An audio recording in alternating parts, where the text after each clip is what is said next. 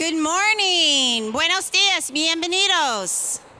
Good morning. I'm Linda Bardier, and I'd like to welcome you to our 6th annual Community Gathering for Excellence. I'd like to introduce our Masters of Ceremony today, Assistant Superintendents, Dr. Perry Wiseman and Dr. Rachel Menares.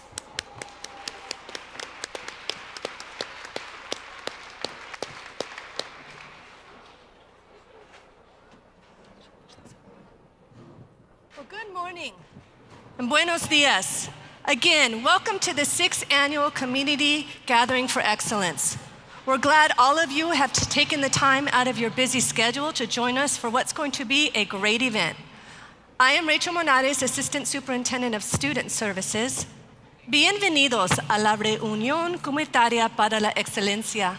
Yo soy Rachel Menares y estoy muy contenta de que estén aquí hoy. Tenemos intérpretes con equipo para la interpretación disponible para ustedes. Por favor, recoge el equipo en la mesa cerca de la entrada y disfruta del programa. It is my pleasure to share Master of Ceremonies duties with fellow cabinet members. I have over here Dr. Perry Wiseman, Assistant Superintendent of Human Resources, and Linda Bardier, our Director of Communications. You will be hearing from both of them throughout the ceremony. Before the official start of our program, I have a few housekeeping announcements. For your convenience, we have restrooms inside and outside of this building. We have a large crowd here, so if at any time you need medical attention, please visit the first aid station at the far end of this room. And finally, the main exit doors are to my left.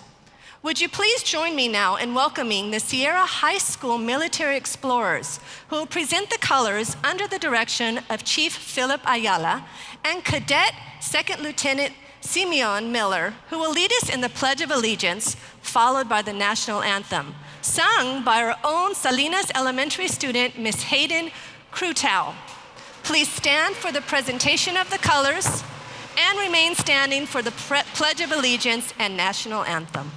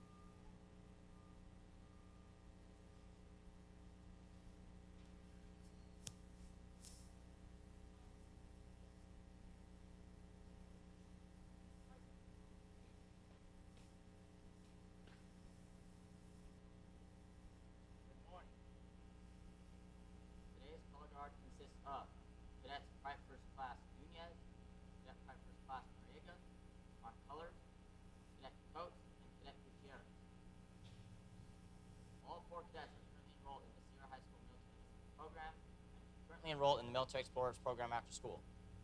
Ready? Begin. I pledge allegiance to the flag of the United States of America and to the republic for which it stands, one nation, under God, indivisible, with liberty and justice for all.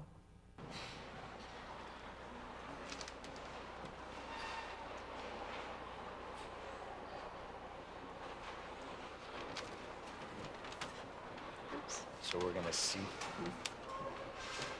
Ready? Thank you, ladies and gentlemen. You may be seated. Let's give Hayden another big round of applause. That was wonderful. I'm in the middle. Am I there? I think you're right here. And thank you, Rachel, for your introductions. And now, it is my opportunity to introduce our members of the Board of Education they're here in the audience and they're just gonna wave for now. So with us today is Board President Dr. Margaret Hill, Mrs. Abigail Medina, our Board Vice President, Dr. Barbara Flores. Board member Mr. Mike Gallo. Mr. Danny Tillman. Mrs. Gwen Rogers. And Dr. Scott Wyatt. I'd also like to acknowledge some former board members that are with us today. We have in the audience both Mrs. Linda Savage and Mr. Pat Morris. So let's give them a great big round of applause.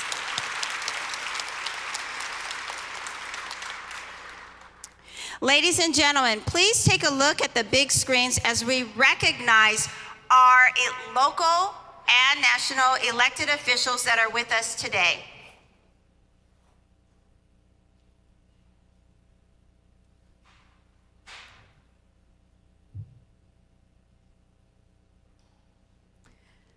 Thank you. Let's give our dignitaries a round of applause.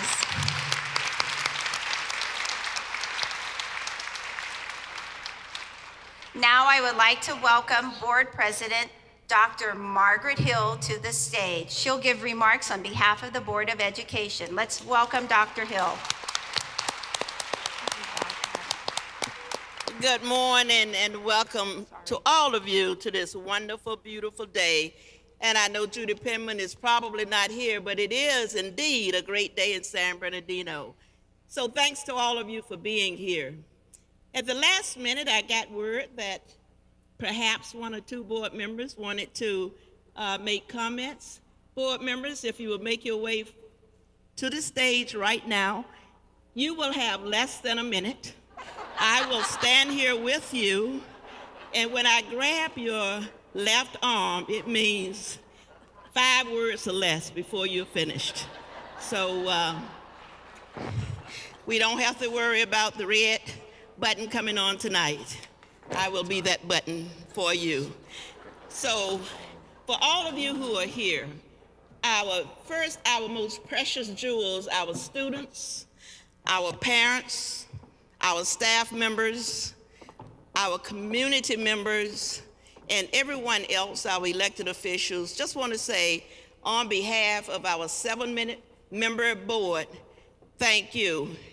And we will get started now. We have 4 here, so that's 4 minutes or less.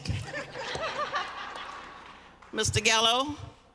Margaret said to keep it really short, so let's see. I'd like to welcome all of you here and thank you for really making San Bernardino great. And it's all of you, it's all of our entire community, our residents, our students that we are really proud of. I'll tell you, at San Bernardino City Unified, you're going to hear some of that here today, and I'm excited to have this community gathering for excellence and look forward to a great day. Thank you. Thank you. You did great. Okay. Is it time? She's starting my minutes right now, you guys. Okay, so let me talk real fast. Good morning to everyone. And first of all, I want to say go Cardinals. I look forward to this event every year because I like the fact that we come together as a community. It's a community that will bring us together and accomplish the task that we have together. So I'm excited to see you all again. I hope that I was able to speak to as many people as I can. I tried, but I do want you to know, those that I didn't get to touch, that I appreciate you and thank you for everything that you're doing to make hope happen in San Bernardino. Aww. Thank you. You did great. Dr. Flores? Primeramente, quiero darles la bienvenida. First of all, I'd like to thank you and welcome you all. Es un día muy especial. It's a very special day porque tenemos todos de ustedes aquí, because we have everybody here today. Sin ustedes, without you, no seríamos la esperanza que somos. We wouldn't be the hope that is. We are the hope for our kids. We've been making great progress. Hemos alcanzado muchos retos, but we still have a long way to go. Tenemos mucho tiempo para alcanzar todas las metas. And I know that we will, because you are here and we support you. Ustedes están aquí y los apoyamos. Y I just want to thank you so much for being here. Y muchas gracias por estar aquí. Thank you. Thank you. You did good. I took 2 minutes because I did it bilingually. Oh, no, you did okay. Well, good morning, and that's usually what my board members do to me on the dais. They take all my time, so I'll be as short as I can. Usually I say the least amount up there, but first of all, I just want to say thank you for everything that you do, and it is our responsibility actually to provide you with everything that you need so we could make this a community of excellence, which we're doing. And just to all other folks and our guests here today, thank you for being here. And you know, we're all working together to make San Bernardino strong. And I just want to say, we couldn't get a better start than we did today with that young lady, Hayden. That was absolutely amazing. And I don't know about you, but I had tears in my eyes from that. And that's exactly what it's all about right there. And that's what we're doing each and every day. And just again, thank you for the outstanding job that you do. We're here to support you, and we look forward to another year of excellence. Thank you. Thank you, thank you. We have a wonderful board. And I don't remember if when I said thanks to everybody, if I mentioned the classified and certificated staff members, and definitely the parents. So we just want to say thanks to everyone. I'm just going to leave you with a commitment. We all heard of the 10 Commandments. I'm not sharing them, but I'm sharing something you need to hear. It's called Anyway, which is the paradoxical commandments. People are illogical, unreasonable, and self-centered. Love them anyway.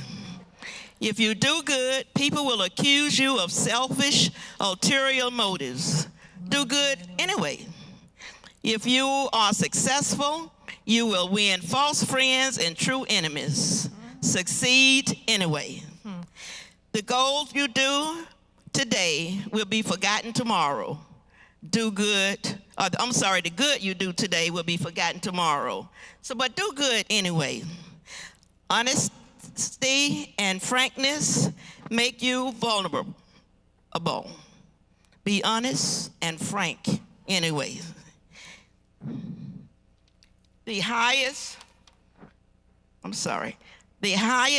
biggest men and women with the biggest ideas can be shot down by the smallest men and women with the smallest minds. Think big anyway. People favor underdogs, but follow only top dogs. Fight for a few underdogs anyway. What you spend years building may be destroyed overnight. Build anyway. People really need help, but may attack you if you do help them. Help people anyway. And number 10, give the world the best you have and you'll get kicked in the teeth. But give the world the best you have anyway. Thank you and welcome.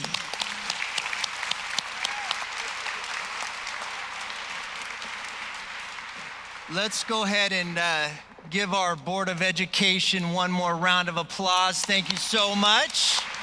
Thank you, Dr. Hill. Our district is so fortunate to have a supportive Board of Education. I want to congratulate the recently re-elected members of the Board of Education. Mr. Danny Tillman, let's give him a round of applause. Dr. Barbara Flores, congratulations. And Mrs. Abigail Medina, let's give her a round of applause. That's right, Perry. Our board members are the key to our students' success. Well, Rachel, what's next on the agenda? Well, at this time, we have the honor to welcome our leader who is making hope happen across San Bernardino City Unified. So let's please welcome Dr. Dale Marsden, Superintendent of San Bernardino City Unified School District. Let's shake this hand.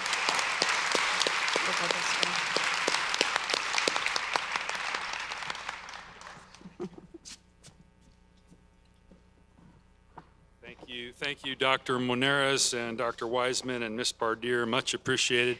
And I want to thank all of you for being here today during our 6th annual Community Gathering for Excellence. If this is your first time attending one of our community gatherings, we convene this meeting each year to recommit ourselves to our shared plan of engagement. Most of us are quite familiar with strategic planning in organizations where typically we have vision established, mission, our goals, people responsible, tasks that they're to achieve, timelines, resources allocated. What's unique, or what you'll find unique about our planning efforts, is that our approach has been one to establish a culture of collaboration where multiple stakeholders are co-leading our development of our work together through our collective impact strategy called our Community Engagement Plan. You actually have a copy, and I'll ask you not to go through it now because you may not hear what I have to say, and I got to announce some great things in here today. But this is a new copy of our Community Engagement Plan taking us from 2018 to 2023. We're very excited about that. And your role in our work together is what this meeting today is about. Our Community Engagement Plan is yours individually and collectively as teams and organizations, community partners and leaders. It's yours as much as it is mine. It is our plan and our work together. In fact, I want to invite you today to be active agents of change in our community and consider what it is that you personally, your team, or your organization will commit to that will cause the next breakthrough in outcomes for our city's children, their families, and the entire community of San Bernardino. I want you to consider the possibilities of your dream, your vision, and how today might engage us all in a renewal to our commitment to our city. I want to ask you, why not us? Why not you? And why not now? I want to thank our wonderful students from Sierra for their presentation of colors and the most memorable pledge, I can assure you, pledge, and then the most memorable national anthem I can assure you that any of us will have ever heard. Because, you know, Hayden helped us to actually demonstrate what we're all about.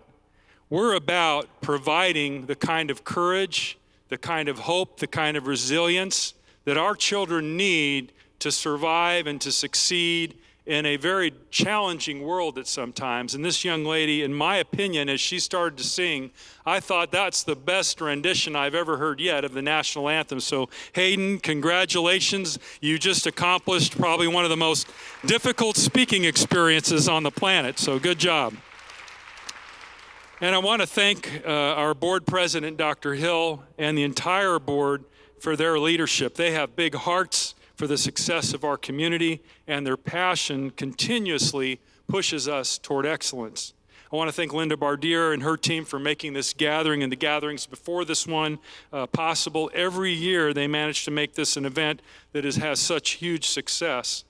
And I want to thank our cabinet team. This is the first time you've seen them have a little more active role on the platform, but I want to thank them for their insightfulness as senior leaders to help establish a culture that values the worth of every person in our community and their contribution to the success of our public education system.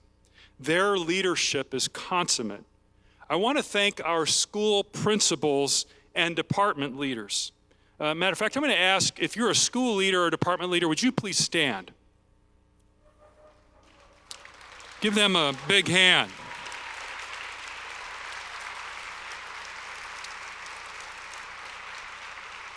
Thank you, and you may be seated. It is their leadership of this team that has helped us to establish a culture of excellence and change the brand and face of San Bernardino City. In fact, tomorrow morning, I've been invited to give a TED Talk at the Riverside TEDx event, and the title of my talk starts with Culture Eats Schools for Lunch. Culture is impacting our homes. Culture is impacting our cities. Culture and climate is impacting our nation. We see it happening before us, and yet we are working in this community to provide the kind of culture that you saw in place even this morning around Hayden, where we come around our young people and we walk them to a path of excellence, because that's the kind of city and the kind of leaders that we have engaged in this work. So I want to thank our leaders. I want to thank them for the work that they're doing. It's the leadership of these, along with our board, our cabinet, who set the tone for the entire organization and the community. I would argue, I've said it many times, that whatever the tone and culture and climate is of a boardroom or a city council, there goes the tone, the culture, the climate of a community.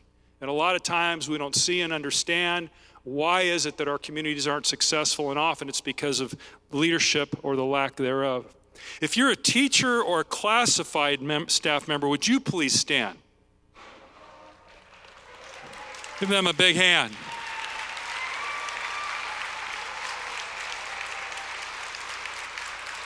Thank you, ladies and gentlemen.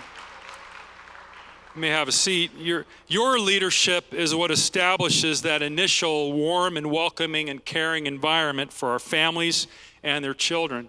In fact, Gallup tells us, they remind us that a student who has one adult on campus doesn't even necessarily have to be a teacher, but one adult who inspires them about their future and engages them in that future, that child is likely to be 30 times more engaged than students who don't have that experience. So our adults in our system matters. We are primarily a people business.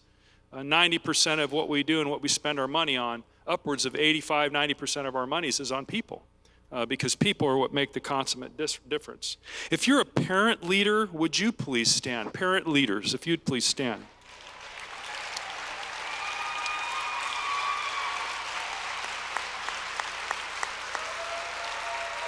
That's right. That's right. Thank you.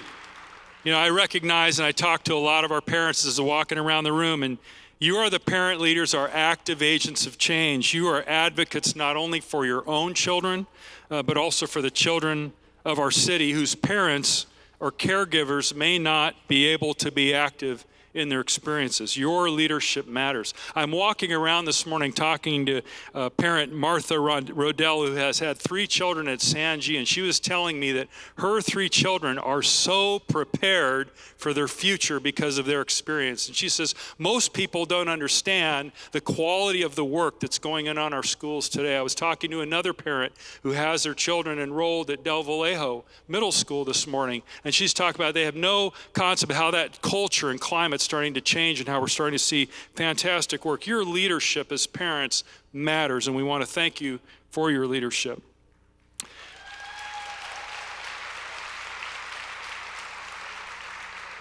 As a matter of fact, I want to announce that in the coming months, in alignment with our family engagement strategic plan that you have located also at your tables, we will be celebrating the groundbreaking of a historic building that will be our Family Services Center, where under one roof will be all the services to support our families and their children, from assessment to enrollment to program placement.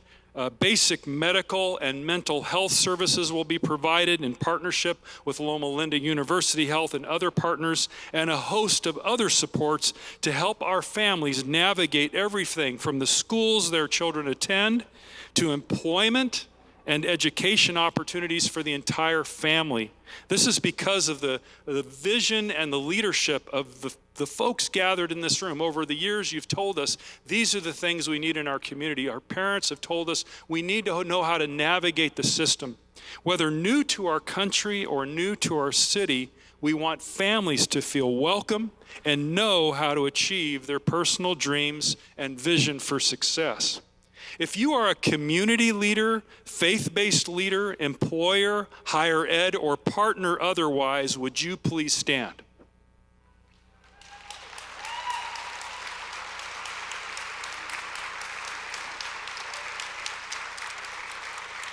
Thank you. Thank you for being here this morning. To you we are forever grateful. You have embraced the noble idea of being your brother's keeper. Your investment in our students, staff, and community is sincerely appreciated. You've been there faithfully along our side from the beginning of our journey, and we're grateful for your continued kindness. If you are a student or a student leader, would you please stand?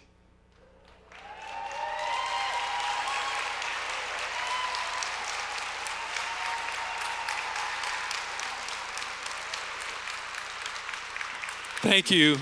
Thank you, students. We have some of those beautiful and talented students anywhere. It has been my pleasure to work with over the last year and a half a body of students. We call them a student advisory. 4 to 5 students from every high school, 10 students from our foster homeless youth, another handful of students out of our youth court system who sit down with us regularly, anywhere from 50 to 75 students, and we dialogue around topics that are important to them. We are working hard to help the student agenda emerge above the adult competing agendas sometimes that come into our worlds. And we want their agenda to be first and foremost, because at the high school level, the student is our primary customer. And so we have learned from our student leaders in our discussions with them that our children are among the most thoughtful, insightful, resilient, and kind students anywhere. Their passion for the success of our community is palpable and contagious. If you were sitting in the room with me, listening to them share their stories, their love, and their passion, and their vision for the city, you would be as moved to tears as my entire team has been, because they're all about wanting to come back and provide the kind of leadership and experiences and opportunities for this community to be successful. And it's deeply woven within the fiber of their being, and you hear it come out in their conversation. Their passion for the success of our community is palpable and contagious. They've reminded us about the power of a caring adult relationship as being essential to their success. Over and over again, they've told us, you know, the most important aspect, the most important thing that we could work on is building the capacity of all of the adults in our system to lead them successfully and be those caring adults that we've had in this district for so long. They've described that they're most powerful teachers and how staff from their schools have fundamentally made the difference in their lives. They've told stories of custodians or other support staff who've reached out to them and worked with them and helped them to become successful. They yearn for rigor, relevance, and authentic relationships. They want to master the skills to be successful in the real world. They've told us they want to know everything from how to navigate their path to college and career to knowing how to save money or balance a checkbook or pay bills or iron and wash their clothes. I mean, they want everything from the basics to be successful to those things that we also have aspirations for them as well. They're asking us to create the kind of system that prepares them to lead their lives successfully and achieve their dreams. San Bernardino City Unified School District has grown from a toxic, low-performing organization to a robust and higher-performing organization over the last several years. Leadership matters.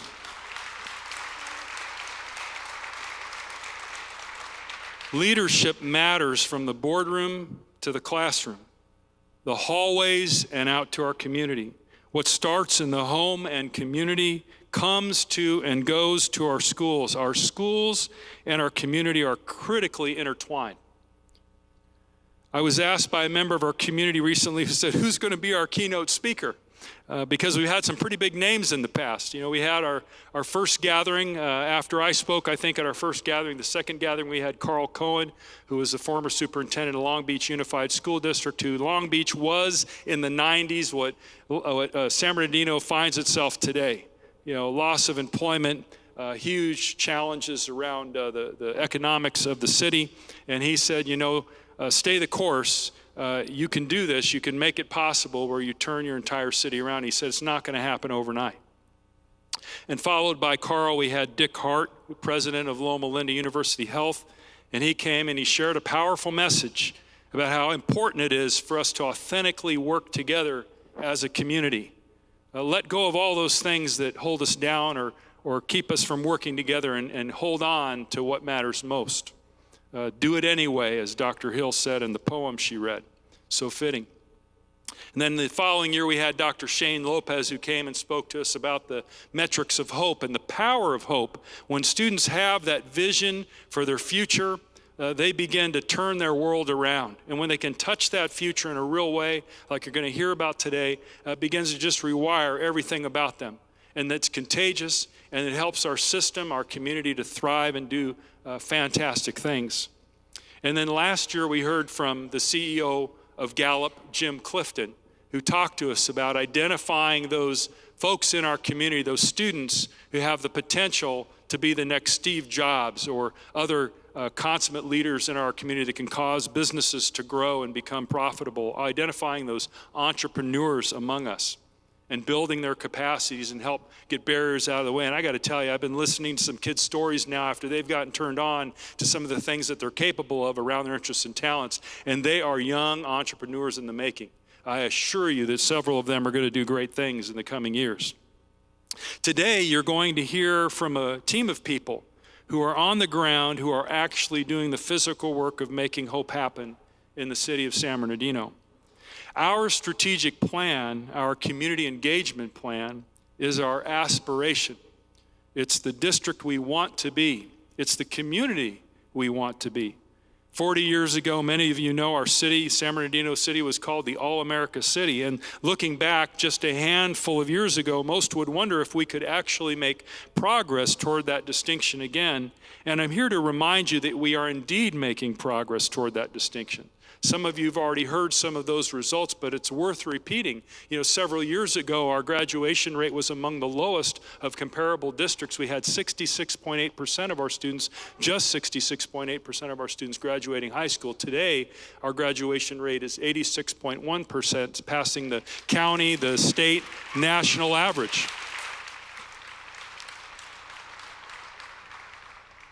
I'm excited about the graduation rate of our African American students. Years ago in the 60s, today it's over 81.3%. For our English learners, 84%. And I'm very excited about the graduation rate of our foster youth. If you know anything about the graduation rate typically of foster youth, it's tragic, actually. The likelihood of graduating high school as a foster youth is almost slim to none. Yet we've created a support structure where in the state of California, the graduation rate for foster youth is 53%. Our graduation rate is 81.8%. And that comes from leaders like Angela Urquides, who herself was a principal of a school in the district and saw the need and she was a foster youth herself and now leads our young people to success. And we'll be picking her ideas to identify how can we continue to apply her learnings to support more and more of our students in our system. Based on the graduation rates alone, for the school district, we have saved this city over $200 million in potential costs from high school dropouts. That's a huge impact on our community.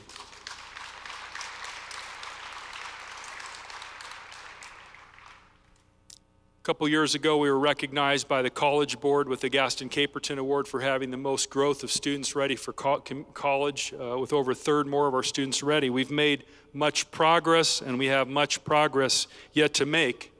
And our purpose for coming together each year is to encourage our resolve and vision for the city to be known, owned, and energized by all. There's power in each of us knowing our why. Why do we do what we do? And our purpose behind what we do. And our goal today is to continue this work of what I call disciplined imagination. We want to strengthen our ability as a community to ensure our schools achieve our future aspirations. Yet that comes with great discipline. There's actually hard work behind all these big visions, these grand dreams. I'll never forget the time I sat at a breakfast meeting years ago with Dr. Al Carnegie, and as we know, we've lost a dear friend when he passed away, but I'll never forget sitting with him, and I saw this look on his face of, well, you can have these big dreams, as I was talking fast to him, but he says you got to do the hard work behind it. And he's right, and a number of people have done that. We have to dream big, but then we have to do the hard work to make those dreams a reality. And today, you will see real examples of dreams achieved. And may these achievements inspire you personally for even greater outcomes in terms of your personal commitment and involvement. I want you personally today, I want your individual attention to think about what can I do personally as a person to help students thrive in this community? What can my close group of friends bring to this equation? What can my faith-based community bring to this equation? What can my business bring to this equation, or other relationships that you have? I want to thank the leaders who've actually invested in and built on this hope. They've put hard work and resources toward our plan because they believe in the goals and they understand the exponential return on investment when they spend these dollars on our youth. They've helped us to actualize our vision. You know, Dr. Hart and the San Manuel Band of Mission Indians, because of their vision in the work that we've done collectively and the work they've done for so long, have now made the vision for a Gateway College a reality. And that Gateway College, as you know, the third floor of that building is for our graduated seniors who come out of Health Career Pathways with access to low-cost, highest quality advanced certifications in entry-level medical professions. So we're so pleased with the outcomes of that real, tangible partnership. Dr. Carnig, whose leadership, and I mentioned him earlier, and inspiration has created the Infant and Toddler Success Program. Little did we know that this would be his legacy work. But I will tell you, it's powerful when we have dozens of families who are expecting children going through the kind of training that's necessary to understand prenatal care and understanding how there's a 30 million word gap typically between students who live in homes of poverty or a little parental support. And there's a 30 million word gap between those and those that have the resources we typically find in stabilized homes. And he's helping us to bridge that gap, and we're so grateful for that partnership with not only he, but Cal State San Bernardino. I want to thank other partners like ThinkWise Credit Union, who's helping us with financial literacy that was started, much of the work around financial literacy was started by Dr. Jim Sharkins, an economics professor who still joins us at our meetings, and those are skills our students need to master to be successful in the real world. I want to thank partners like Esri through Jack Dangerman, and most recently in an effort with board member Mike Gallo, along with the support of our entire board of trustees, have established Growing Hope. You'll see a model of Growing Hope as you walked in. It is a marriage between geographical information systems, GIS, and advanced technology farming. This is an emerging future, and I want you to know this is happening at Sierra High School, San Andreas Continuation High School, one of our continuation high school, which is a model continuation high school for the state of California. And our students, many of which are even special needs students, are involved in some incredible cutting edge technologies. And in partnership with Loma Linda, we're proud to announce at this meeting that a portion of land located near, across from Gateway College will be dedicated to grow a advanced technology farming facility. And Loma Linda, yes, we'll be able to tap into the, Loma Linda's interesting in tapping into the nutritional aspects of this advanced tech farming, because the nutrition value in what's raised through this, this form of farming is actually higher than what you can get out of your typical kind of environment. And then they're interested in growing from farm to table to demonstrate the nutritional aspects. But I want you to think about this. When you have partners that have emerged most recently, like Amazon with us, and Amazon is trying to do fresh fruits and vegetables delivery, same day, think about the possibilities when we're developing these kinds of advanced technology farming situations and the potential for things like that to emerge and take off. I want to thank Dr. Morales, President of Cal State San Bernardino, and our partners like Jay Feeney and others, and Diana Rodriguez from San Bernardino Valley Community College. These are partners in higher ed who have maintained a strong commitment to the success of our students in college and helping us to build a college-going culture. You're going to hear from some folks who lead the heavy diesel mechanics program over at Pacific High School in partnership with Valley College. You're here, got to talk with a few of the students who are in that program, Crystal, Charlie. I didn't get to meet Brett, but I know he's here as well. And I want you to think about the dozens of students that are in this program, half of which are women, who are going to receive, once they graduate high school, all the necessary certifications to be diesel mechanics. And they tell me that the entry-level salary is about $45,000 a year. And folks, that's right out of high school. And that's a big opportunity for our students.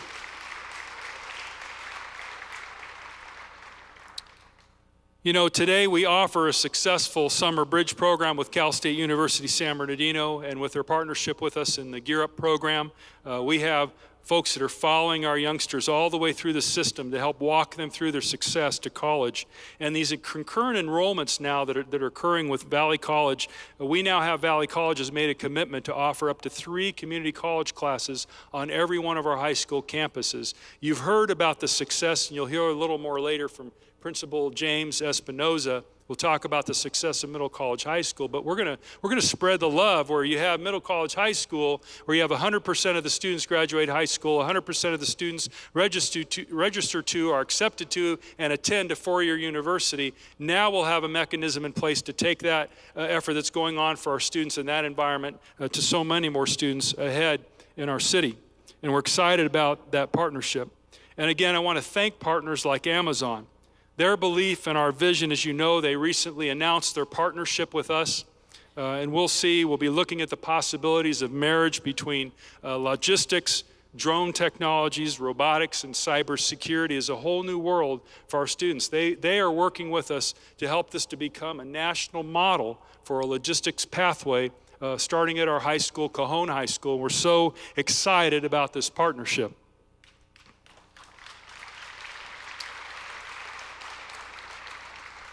You know, I'm going to brag on a gentleman. I don't know if he had a chance to make it here or not because he's a busy guy, but Reg Javier, who oversees all of our workforce development and economic development work, along with our county supervisors like Josie Gonzalez and others, Mr. Robert Lovingood, I know several, the chairman of the board, and others who couldn't be here with us this morning. That county board and the Economic Development, Workforce Development Department under Reg Javier's leadership and Marianne Ruffalo and her leadership and work, they have made a huge commitment. I want you to understand the breadth of this commitment. They have said they want to make the career pathways in our school district and a few other surrounding districts as a pilot for effort they want to have occur throughout the entire county, where they will take ultimately all 8,000 of our students who are engaged in career pathways and tap them into a one-to-one mentorship, internship program with county employees. This is a huge commitment of resources to our students. And when you think about it, the county has everything from heavy diesel mechanics to administration to healthcare services, mental health. I mean, you just name it across the gamut. The needs are there. And together with these leaders, we've been operating with this bias for action. What is our dream today, and what can I do tomorrow? I want to thank Dr. Rachel Meneras, who you heard from earlier, and Ms. Ginger Ontiveros on their work with dozens of community partners around the topics of health, wellness, and safety. You know, in 2012, as a response to the school shooting at Sandy Hook, under the leadership of our Chief of Police, Joe Polino, and our school district, we began a safety task force that looked at ways to improve the safety of our campuses and our community. As you know, we've felt the impacts of things like December 2nd, the terrorist attack, April 10, the trauma that occurred at one of our schools. And this work has evolved now into a much more evolved, broad approach to include trauma-informed care, mental health services, and the establishment of a community health workers, and is leading to plans for clinics on our campuses in key areas of our community. I also want to thank our partners from the Mexican Consulate, Molina Healthcare, Loma Linda, and Suu Kyi, who together have brought hundreds of thousands of dollars of support to our community around healthcare and meeting the needs around food scarcity. Just a week or so, yeah, please. A week ago or so, we hosted at Indian Springs High School one of the largest health fairs in the Americas. Thousands of people attended. Incredible services offering. I mean, if you could have walked in the room like I did, dozens of dentists performing oral surgeries or whatever, not oral surgery, but dental work right on site, pharmacy, doctors meeting the needs of our families, and they just had so many great needs that were there. Food scarcity, answering that call by bringing food to our families in that place. So grateful. I want to thank our first responders, staff from North Park, and the host of district and community partners who've helped us through April 10th tragedy. We have hurt together, and thanks to the support of so many, we will heal together and I'm so grateful for your work. We have grown as a community.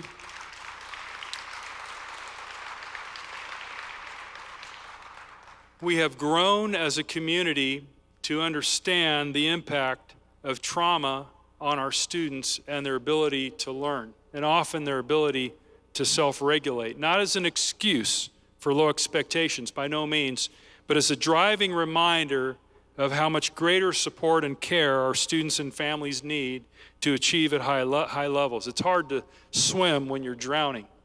So I want to announce that on March 2nd of this year, I'll be hosting a superintendent's movie night at the California Theater. With our community together, we will view a movie called Paper Tigers, where we will talk about this movie where students have taken video cameras and they share the experiences of their real world and what they have and those experiences, and talk about how does that impact their world, and what do we do as community partners, leaders, and school district leaders and teachers and staff to support their growth and their success. I think we'll pull some wonderful things for us out of that opportunity. And as I close, I want you to imagine our very near future, where every student, every family, every community member holds an overwhelming sense of hope because of their knowledge of our work together, and the hope because of the results from our plan together. Seeing those outcomes through the highest graduation rates, the highest college attainment rates, and all of this in one of the healthiest communities with the highest employment rates. This is what comes as a result of our mutual commitment. Margaret Mead once wrote, "There's no power greater than a community discovering what it cares about." She says to ask what's possible, not what's wrong. My ask of you today is your authentic engagement, your organization, your team, and you individually. Why not us? Why not you? And why not now? As Dr. Hill said earlier, let's do good anyway, no matter what the challenges, the barriers. I want to thank you. Please welcome back to the stage our MCs for this morning. Thank you very much.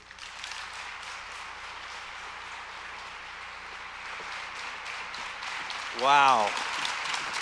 Leadership matters. Thank you, Dr. Marsden. Let's give him one more round of applause.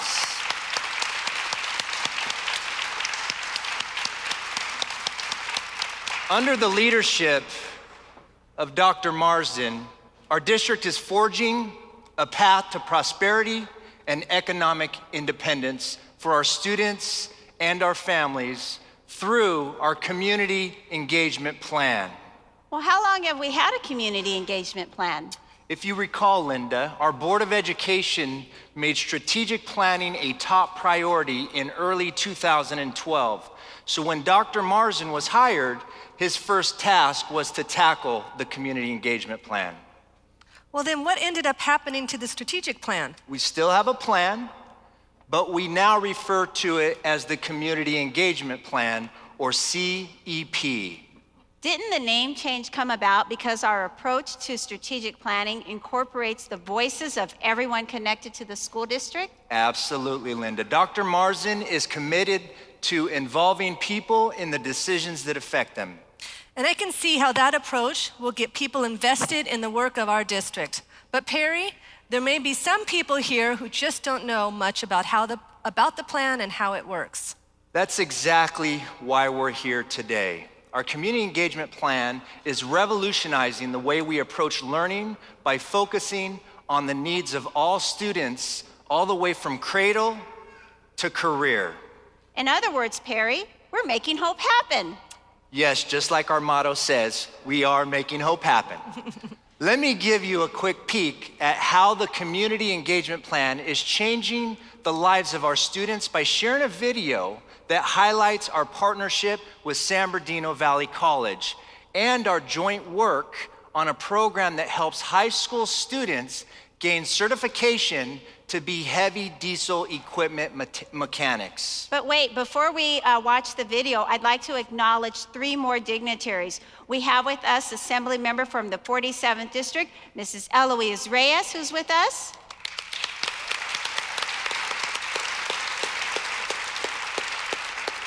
And through an amazing personnel commission, we are able to hire people in the school district, and we've got 2 commissioners who are here. So will Val Dixon and Michael Salazar please stand to be recognized? And now we're ready for that video.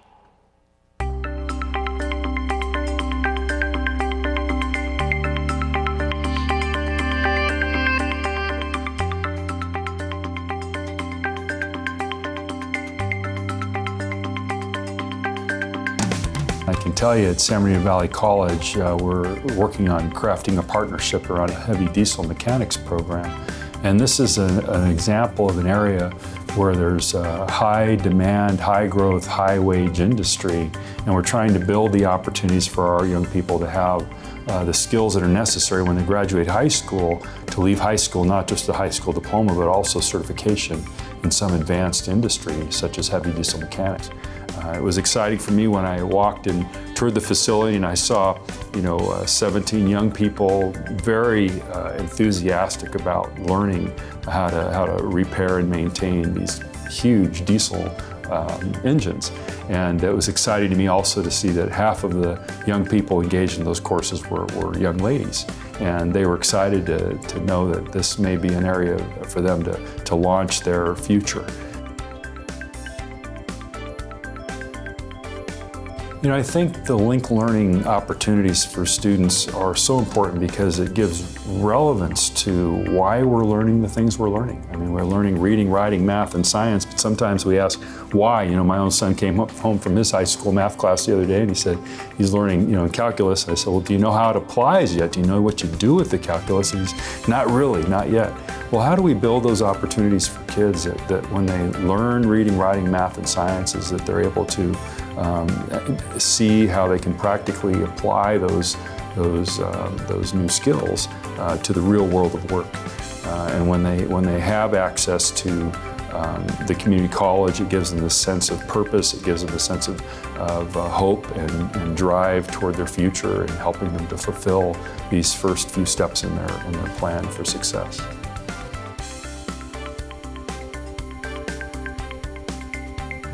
We know that San Bernardino is a transportation hub, and so with that, what we're really doing is sending a strong message to future employers or industry partners to say, hey, come to San Bernardino. We have a highly skilled workforce. We have the ability with these linked learning pathways to affect the entire economy of San Bernardino, to go from bankruptcy or dependency to prosperity.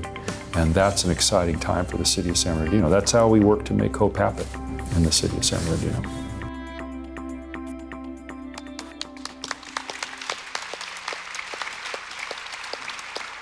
Wow, our community engagement plan really is transforming how we educate students. I sure wish they had those programs when I was in school. I'm sure our audience can't wait to hear more about the CEP. So, Rachel, what's up next? Well, so at this time in the program, we will hear from 9 speakers who are representing each of the 9 strategies in the district's community engagement plan. Their stories are a testament to the transformation that is happening across our district since our strategic plan was introduced to the community just 5 years ago. And our first speaker is Pacific High School history teacher, Mr. C.J. Eastwood. CJ was the driving force behind the heavy diesel mechanic partnership you watched in the video. So let's give CJ a warm welcome, applause, and welcome him to the stage. Come on down, CJ.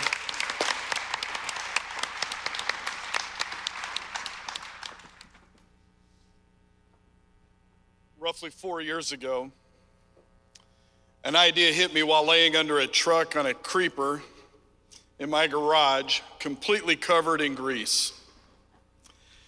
This past summer at a Valley College open house, Dr. Albert Manuel, the Dean of Applied Technology, along with Kitty Melanson, the heavy diesel instructor, board member Mike Gallo, our superintendent, Dr. Dale Marsden, our San Bernardino City Mayor, Carrie Davis, introduced a phenomenal program to the community, a heavy diesel pathway for high school students.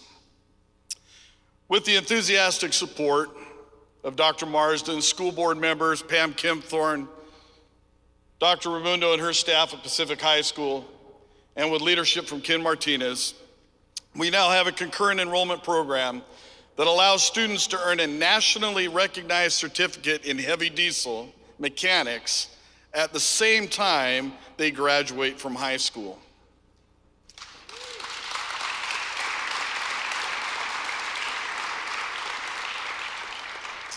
A couple of weeks ago, as I was working on my son's truck, a friend stopped by.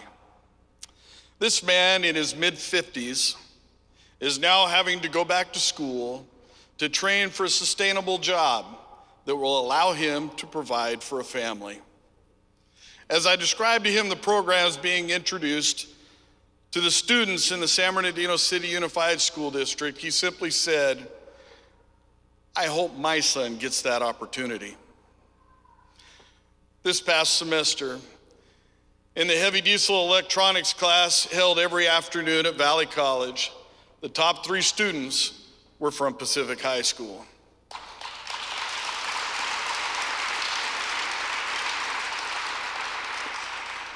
In the evening's breaks class, the top student was Crystal Marone, a Pacific cheerleader.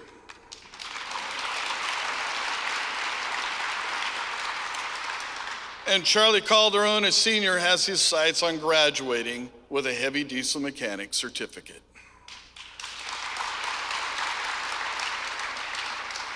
To do this, he attends both afternoon and evening classes. According to the Occupations Index of the Chamorro Inland Empire's economic study, the job that takes the longest to fill due to lack of qualified workers in our area is diesel engine mechanics. The California Community College's salary study, known as Salary Surfer, lists the average yearly wage for diesel mechanics in California 2 years after receiving a certificate at nearly $48,500.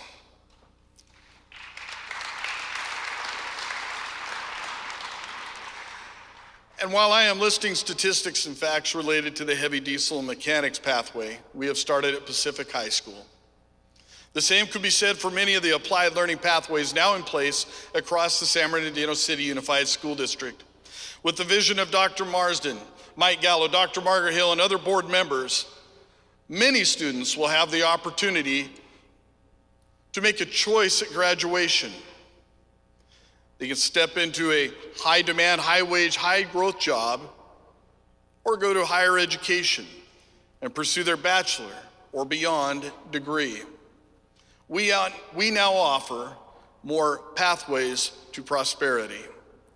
We are moving the bar from just offering trades to offering pathways in medicine, technology, digital media, manufacturing, and transportation, among others.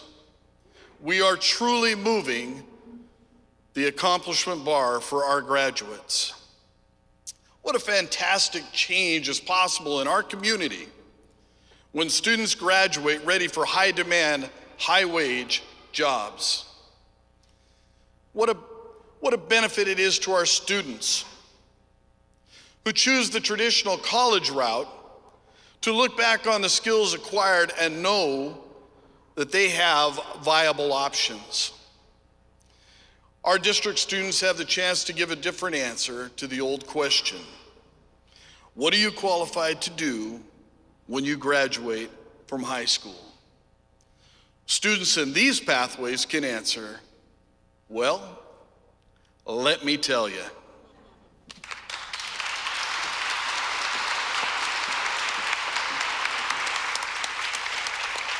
Thank you, CJ. Thank you for making hope happen through this valuable program. Next up is San Andreas High School Vice Principal, Ms. Tori Stratton. She will speak about a program that is helping San Andreas students learn beyond the boundaries while also giving students confidence to pursue their career goals. Join me in welcoming to the stage Tori Stratton.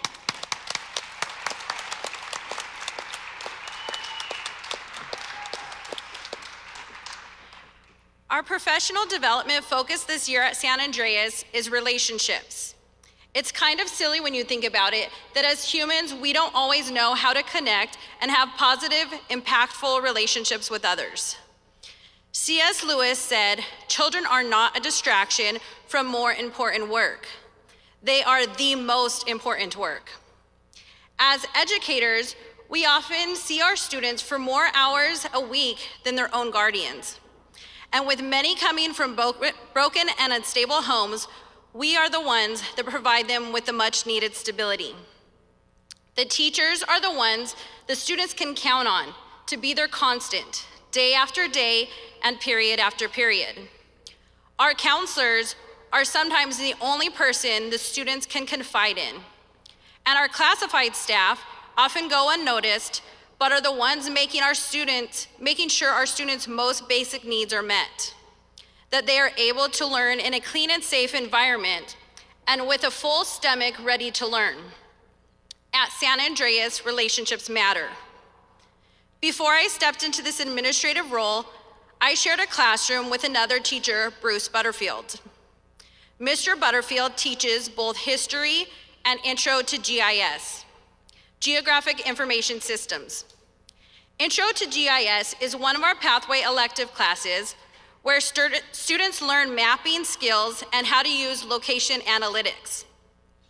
We shared a classroom because at the alternative high school, we have both AM and PM shifts and not enough rooms. I came in one morning and there was a note on my desk. Well, it was a desk we shared.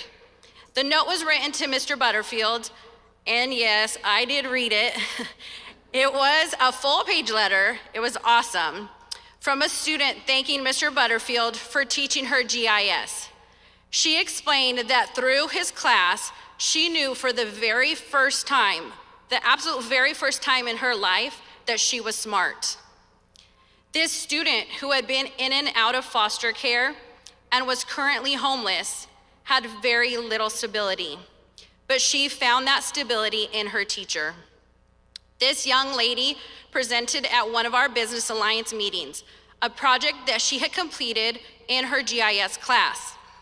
The project looked at the addresses of all of our PM students who currently attended San Andreas. She then mapped all middle schools in the district. Next, she created buffer zones, and through location analytics, she was able to determine how many students would benefit or not from district busing, changing their drop-off and pickup locations to the middle schools. This student blossomed after taking this class. She lost him by learning beyond the boundaries. As a veteran teacher, I was able to watch this first-year teacher, yes, that's right, Mr. Butterfield was a first-year teacher, welcome his students into the classroom day after day, period after period, always standing at his door with a smile on his face. Every 6 weeks, getting a new set of students, and inevitably, within the first week, Bruce knew every student by their first name and made a point to call them by their name and welcome each one into his class. He made me want to be a better teacher. About a month ago, I had the opportunity to bring a group of our students to the Superintendent Student Advisory Council meeting. In this meeting, the students were asked to describe their ideal teacher. One student who is here today said Mr. Butterfield was her ideal teacher. She knew that no matter what type of day she was having, it could be the worst day ever, but she knew that as soon as she stepped through his doors, her day would change because he cared. She also shared her awe of her teacher, saying, Mr. Butterfield even has cancer and he's still showing up for us. The other students began chiming in and agreeing that Mr. Butterfield made learning fun, learning beyond the boundaries, but mostly just talked about how he showed he cared about them, that he knew their name, and that he always talked to each and every one of them. Dr. James Comer said, no significant learning occurs without a significant relationship. Mr. Butterfield is just one example, one teacher, an excellent teacher, who is demonstrating that relationships matter, learning beyond the boundaries matter. Thank you.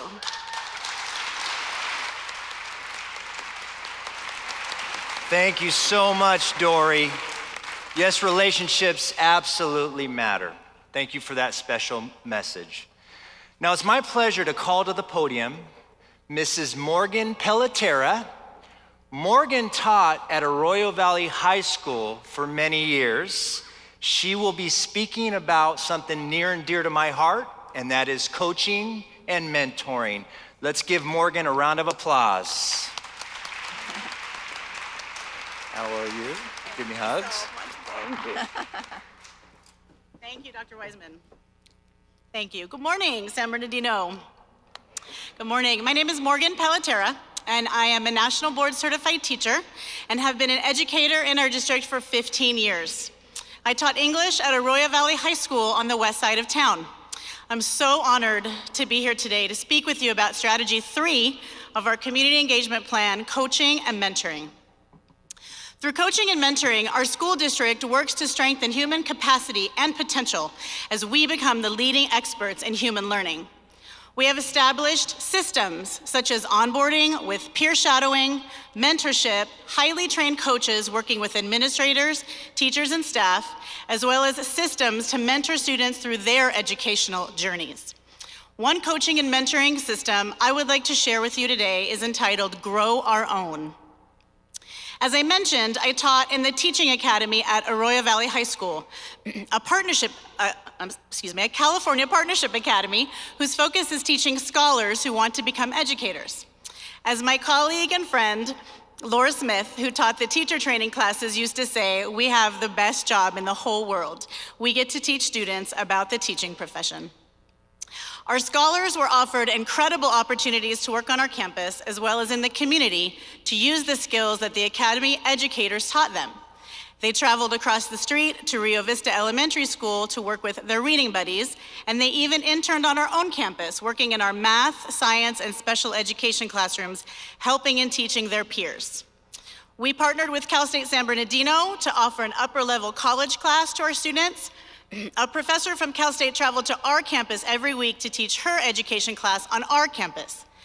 We knew this was an innovative, exciting program, and we did all we could to help our students plan their lives after high school. Many of our scholars went on to college and different careers. Sandy is flying helicopters in the Navy.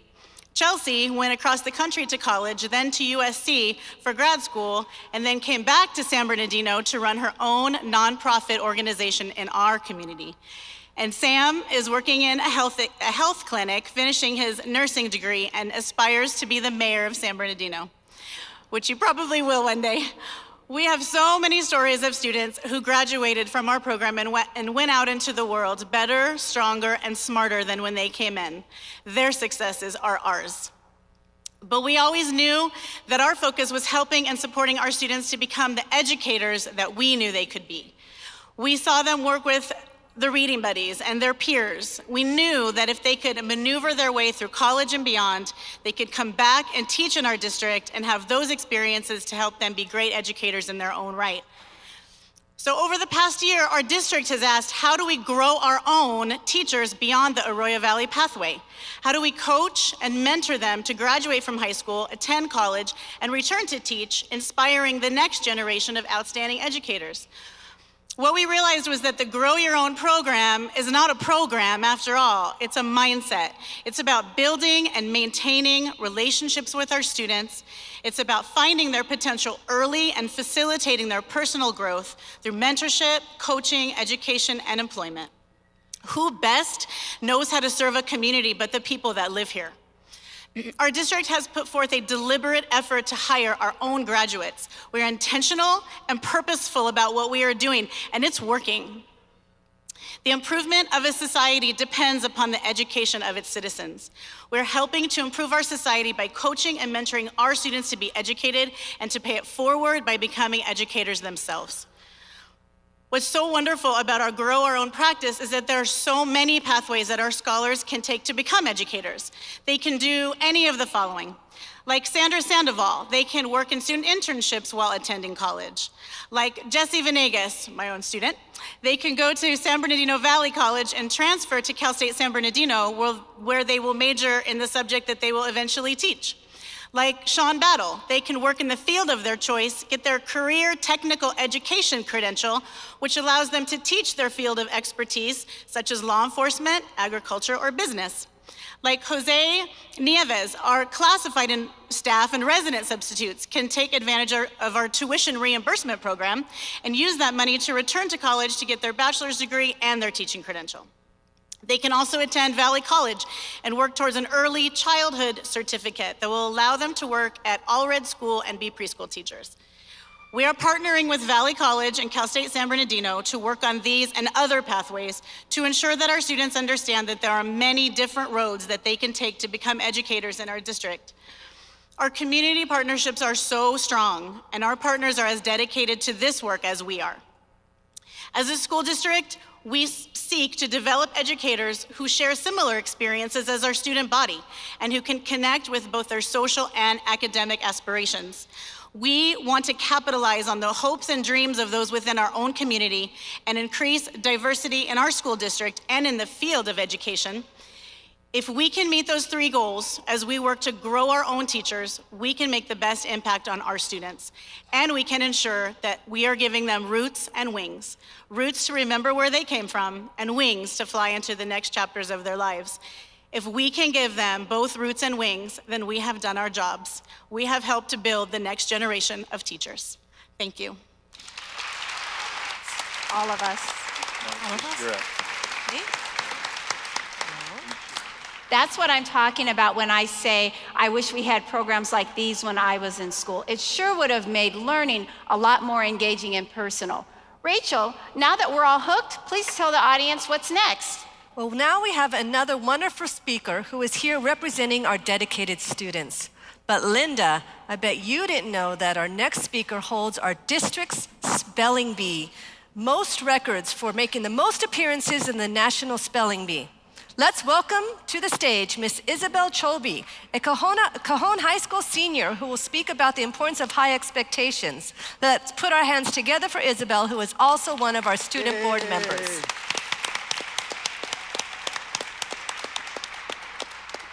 Right up.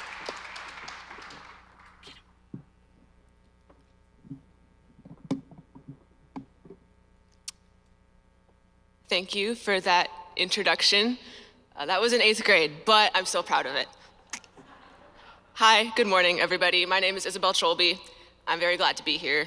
I'm a senior at Cajon High School, and I have attended school in San Bernardino for 10 years. I was asked to speak to all of you today about the importance of high expectations. Now, I realize it must seem a bit odd for a 16-year-old to be up here telling you about the standards to which we should hold ourselves. I mean, come on. I have to leave this event early today to go back to school to take a math test. But I can assure you I have spoken about this subject before, mostly in the context of high expectations for academic achievement, which I maintain are nothing short of essential for keeping students motivated. However, today I want to talk to you about the importance of high expectations of a different sort. Because while it is true that we must have high expectations for the performance of others, we also must have high expectations of ourselves. I am not simply referring to the standards we use as a measure for success. I believe, without reservation, that we must hold ourselves to the highest standards of empathy. And those standards dictate that all of us, no matter what our role is in this community, must not only have that empathy, but act on it. I know that there are all kinds of people in this room, staff, parents, community members. But the reason we are all here is because we care about the success of our district students, and by extension, our community as a whole. In short, we empathize with our fellow citizens of San Bernardino. Why am I placing so much emphasis on empathy? First, let's ask a simpler question. What is empathy? The Oxford English Dictionary defines empathy as the ability to understand and share the feelings of another. This is an ability which we all have. The reason that empathy is so powerful is because it is such a powerful motivator. The hurdle that we face is harnessing it properly. San Bernardino already has an abundance of empathy, In that respect, we are already on the right path. But much like our standards for achievement, we cannot let our already having empathy function as a limit. We must continually push ourselves to act on that empathy. What do I mean? Let me list some examples. The creation of programs for our homeless and foster students is acting on empathy. The funding for and support of extracurricular activities that our students care about is acting on empathy. The active protection of our DACA students from discrimination is acting on empathy. The outpouring of support we saw for North Park Elementary School in their time of crisis and making policies to prevent such an event in the future is acting on empathy. Checking in on a struggling student or friend and making sure that they get the help they need is acting on empathy. We already do many of these things, but we can always do more. By coming here today and by actively participating in the San Bernardino community, you have shown that our city has empathy. But my challenge to you is to not let that satisfy you. Any measure of success that does not take into account our obligation to help each other can only indicate the success of one, not of the community as a whole. So yes, we must have high expectations for others and for ourselves. But we cannot truly measure whether we are improving through test scores, investments, or profit margins. We must hold ourselves to the highest standard of humanity. And that is accomplished through acting tangibly and directly on our empathy. I firmly believe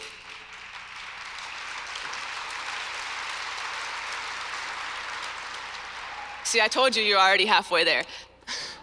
I firmly believe that we are able to do this. Maintain high expectations, but never let those expectations become limits on empathy or anything else. So thank you for the empathy you have already shown, and thank you in advance for the actions that empathy will drive you to take in the future. Thank you. Wow.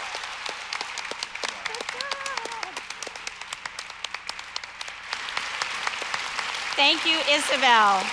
You're truly a spelling champ. That was A-M-A-Z-I-N-G. Perry, I bet you didn't know that I was a spelling bee champion too. Nope. N-O-T, but it did sound good. But really, we wish Isabel the best in all her endeavors. We know she'll make our district proud. Right, Perry? That's right, Linda.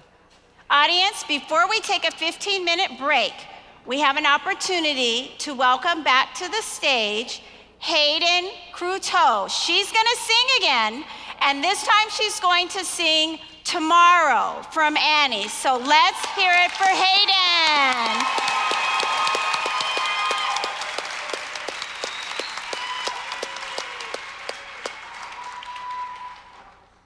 The sun'll come out tomorrow.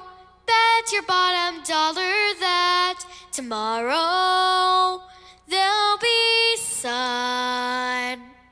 Just thinking about tomorrow clears away the cobwebs and the sorrow till there's none. When I'm stuck in a day that's gray and lonely, I just stick out my chin and grin and say, oh, the sun'll come out tomorrow, so you gotta hang on till tomorrow. Come what may. Tomorrow, tomorrow, I love you. Tomorrow, you're always a day away.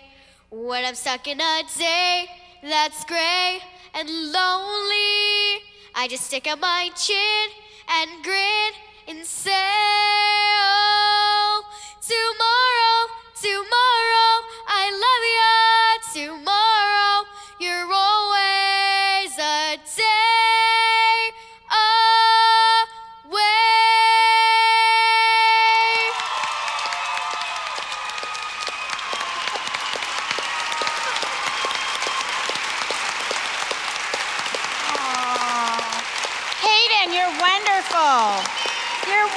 wonderful. We love her. And thank you to her mom and Salinas Elementary School. We are going to take a break, but make sure you are back in your seat by 10:40 so that we can continue with our community gathering for excellence. We'll see you in about 15 minutes. Well, good morning again. Thank you for taking your seat.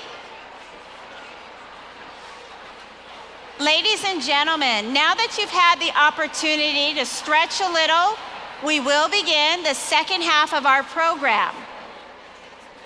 We have a wealth of strong partners that support the work of our school district. Next up is Dr. Han Hung, who is CEO of the Tzu Chi Foundation. Dr. Hung will speak about our network of alliances. Please join me in giving Dr. Hung and Tzu Chi a big San Bernardino round of applause. Thank you. Thank you. Good morning, everyone. Thank you for Dr. Marsden's invitation to be here today. So, let me introduce myself first. My name is Han Huang from Tzu Chi Foundation. You know, often people ask me, how do you spell your name or your foundation? When people see our name, they don't know what to say. So, let me tell you, these two words means compassion and relief, which means what we have been doing for the past 20 plus years. So let me give you an example for what we have been doing in San Bernardino here. Back to 1993, we established our first free clinic in Alhambra. And we have volunteers in San Bernardino as well. They told us, hey, you know, people here need some medical care. We say, okay, sure, but how do we do that? We actually try to find a bus to transport the patients from here, San Bernardino, to Alhambra, to our free clinic. But a few times later, we realized that we could do more, right? Just like the previous speaker said. Now, how can we do more? We start to call for volunteer doctors, nurses, medical professionals, and general volunteers together. Then we start to organize the first health fair. So we come down here to the Lucky Farm, and many thanks to the Gary Liao for the help that we do the first health fair in San Bernardino. That was almost like 19 years ago already. And believe it or not, from 1993 until 2016, almost like 20 plus years, with everybody's help, with everybody's love together, we have served more than 500,000 patients. Thank you. But what can we do more? How about education? We started the character education programs back to about 10 years ago, once again in Little Creek, San Bernardino schools. That's where we also did most of the health fair back to a long time ago here. So what do? We try to share the importance of how important it is to develop the character for the students. Let me just give you one example. When we started the program, when the volunteers came to schools, they would ask the kids, what would you do when you got angry? When you have emotion, what will you do? Some of the students' answer could be, well, I'm gonna kick the door. I'm going to do something drastic. But years later, we ask the same question to the students, what will you do when you get angry? The students actually would say, well, I would try to calm down myself. I would try to talk to somebody. I would talk to my teacher. I would talk to someone, To me, that's a big significance, but it takes years of our volunteers and educational professionals, people's work to do. And the last example I want to share with you is, once again, what can we do more?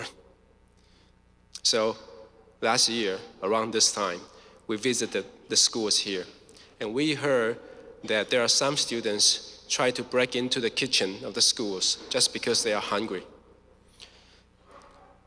Once we heard that, we think about what can we do. So I'm so glad Andrew is also here too, and also Michael. Together they started a program. We call it a mobile food pantry programs. So all we do is we deliver the food to the school. So whenever people need it, the family need it, they can come here and get it. But more importantly, we add fresh fruits and vegetables as part of the food.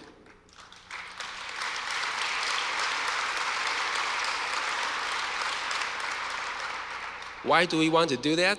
Because after 20 years of health fair experience, we realized that, without a balanced nutrition, the chronic disease will never stop. So we want to establish the concept, what is a balanced nutrition? So that's what we do, started from the mobile food pantry program.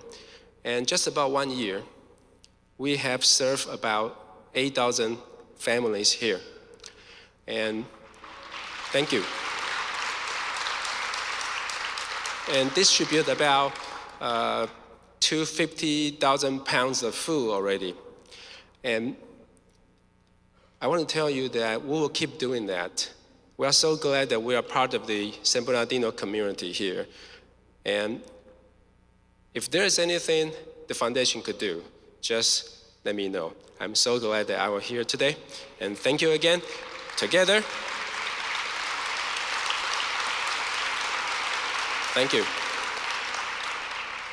Together, we can make the hope happen. Thank you so much. Thank you.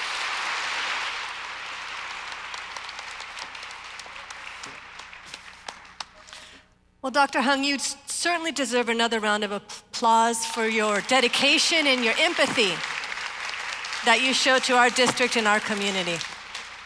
It's now my pleasure to welcome to the stage the principal of the award-winning Middle College High School. Mr. James Espinoza will speak about college and careers. So let's hear it for James.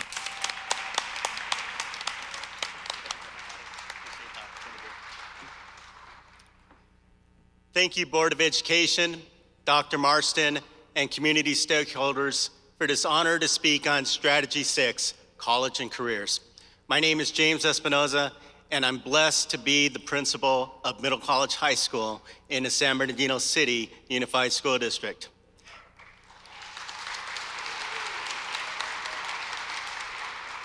At Middle College over the last 3 years, together we've achieved a 100% graduation rate, 100% A to G completion rate, a 100% acceptance to four-year colleges, and an average of 52 college credits earned by students upon high school graduation.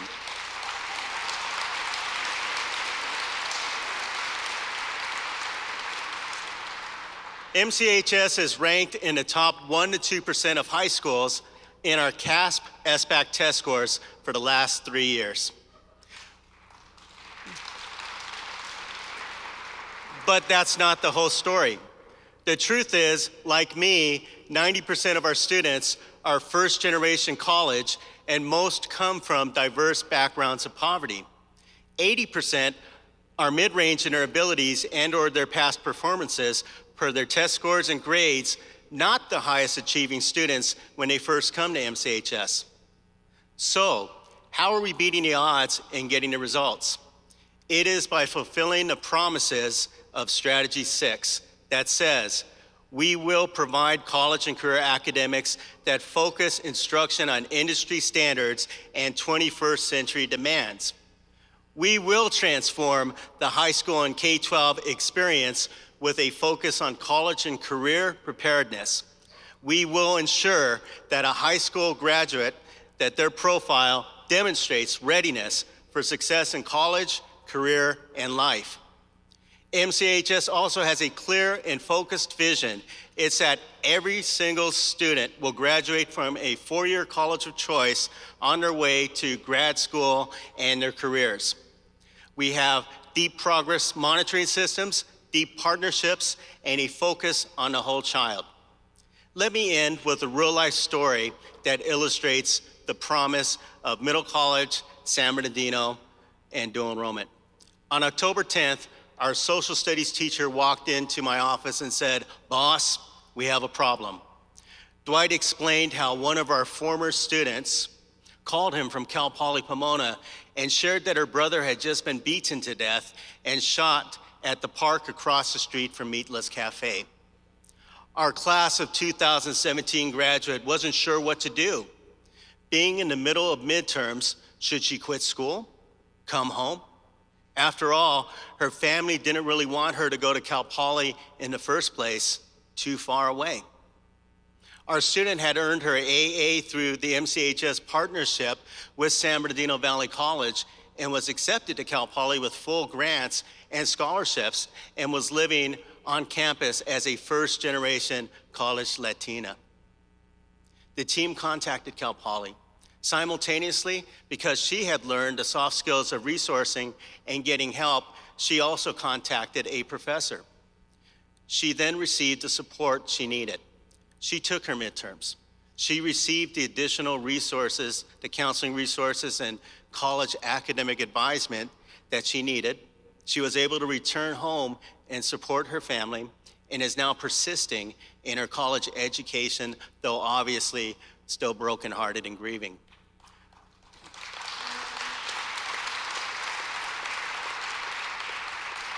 So a few lessons.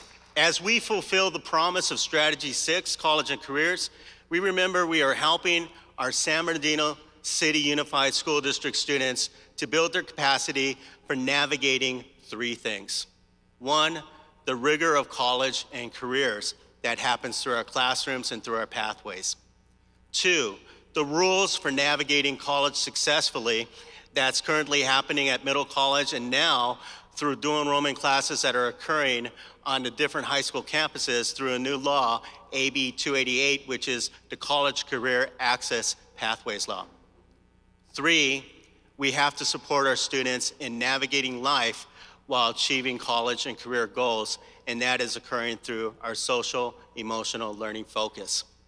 So let me say thank you, career pathway leaders. Thank you, college dual enrollment leaders. Thank you, district, and everybody who's in this room who are our community visionaries for helping make hope happen for our district students through Strategy 6, College and Careers. Thank you.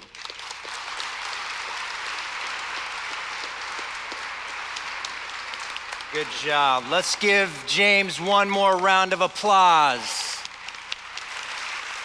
If you ever get a chance to visit Middle College High, I would recommend that. Just great programs with a great leader, certainly. Well, Linda and Rachel, that brings us to the next strategy. You will learn more about resource acquisition and allocation in a special video that we have prepared for you. Let's take a look.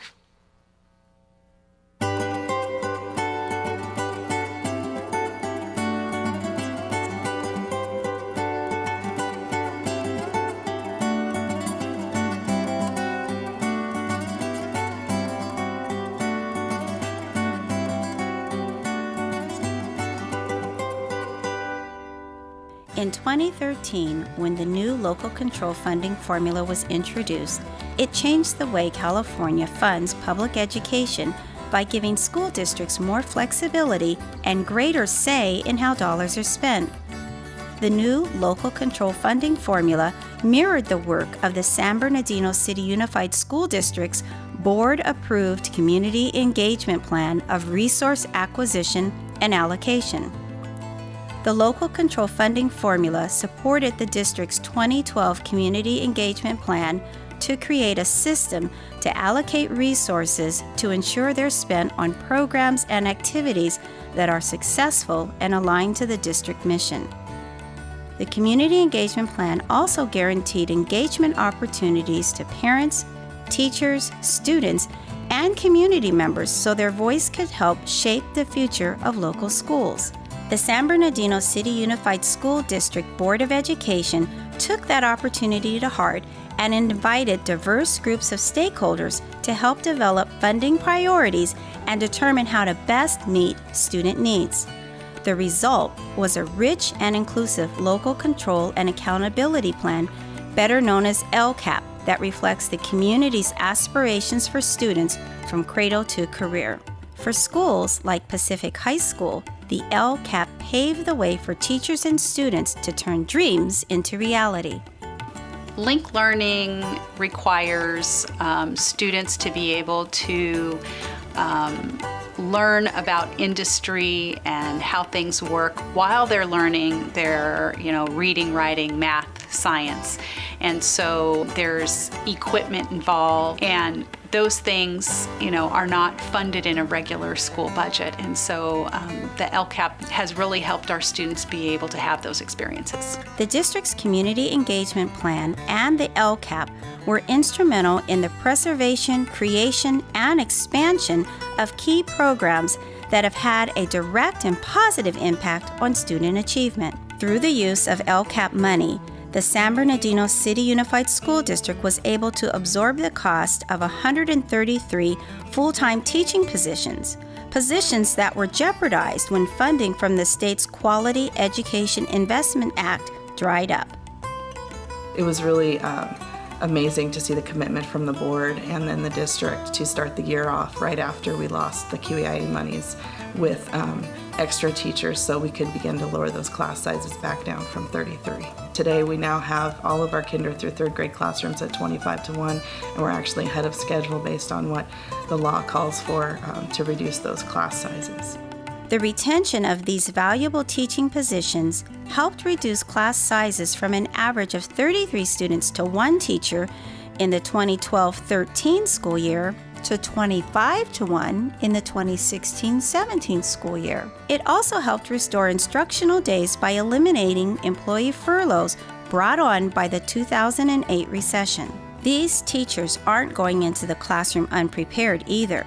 The LCAP is making it possible for district teachers to enter the classroom equipped with the skills they need to help students prepare for college and careers.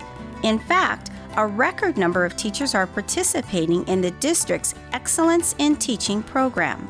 So LCAP funding has really been an important source of funds for us to be able to even establish these programs. We're not hiring outside consultants, we're not doing that. We're building the skills and knowledge of our teachers within our school district, and we're using the expertise and the knowledge and passion of those around us and our colleagues to help build the profession. To give students more opportunities to learn outside the classroom, the Board of Education created the Chromebook Initiative, an effort to put 5,000 laptops into the hands of children. The laptops come with free internet, giving San Bernardino and Highland students access to the technology they need.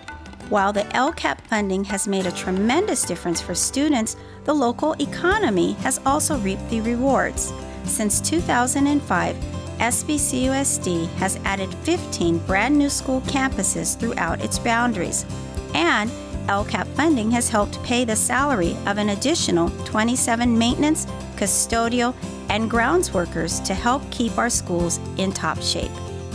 We are all here for the students, and having additional groundskeepers, custodians, and maintenance workers ensures that our school sites are maintained and kept up. And this is very important because our students deserve an environment that's clean and safe. Giving more students access to quality before and after school programs was also a priority for our Board of Education. Using funds from the Local Control and Accountability Plan, the board devoted $2 million for the Creative After School Program for Success, better known as CAPS. That funding resulted in 1,400 new seats for elementary and middle school students previously on a CAPS waiting list. Our CAPS programs are an extension of our school day. There's a lot of things that we'd love to do during the school day that we don't have time for. They do activities such as cooking, sports activities. We run volleyball club, golf club, other sports clubs through that. Students get dinner. They get homework support, homework help. They get to go on field trips and all kinds of activities that we wouldn't be able to do during the school day. We had LCAP additional monies sent to our school, and we only were able to put 100 students into CAPS, and thanks to the LCAP monies, we were able to add an additional 60 students, so we thank them for the LCAP money. The foundation for a student's social and academic success starts early in life. Believing in the power of early childhood education, the Board of Education invested close to $2 million to hire an additional 15 full-time transitional kindergarten teachers. When they opened this TK program, I thought it was the best thing because we don't want kids to fall behind. We want them to move forward. Usually, statistically, kids who are retained drop out of school towards the end. And so with TK, they're not going backwards, they're going forward. These kids are not going to be a statistic to me because they are learning and they are progressing at a faster pace.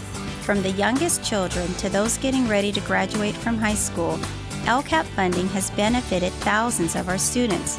The spending flexibility from the state allowed the district to hire 15 additional full-time counselors. Now, every school in the district has at least one counselor to serve students. More than $11 million went toward the purchase of new textbooks, replacing outdated ones with modern curriculum that better meets the needs of our diverse student population. And district employees received a 5% pay raise in the 14-15 school year, 2% in 15-16, and another 4.5% in 16-17. Technology was also expanded across the district to keep pace with the state's new Smarter Balanced Assessments, which students must take on a computer or tablet. We've always maintained a focus on having access for our students to technology in the district, and the board made this one of their focuses, first off through their Chromebook Initiative. We've also seen an increase in our school sites having more monies available to them through the LCAP funds to be able to purchase more devices. So we've been able to get the ratio of devices to students down to about two students per device. It used to be a lot higher than that. Additionally, the LCAP is helping employees and students live healthier through incentive programs like Go365 that encourage a balanced life. Students are also being encouraged to exercise more with programs like North Verdamont Elementary's Eagle Run. These are just a few of the amazing things the San Bernardino City Unified School District has accomplished thanks to the Board of Education's visionary leadership and the LCAP funding. I would like to thank the board as well. Honestly, without them, their support and the money, we would not be able to do even half of the things that we are doing for our students. Our teachers and students are seeing that the board is really putting their money where their mouth is. They're saying this is what we want for our students, and they are backing what they say with the materials and funds that we need to get the students there.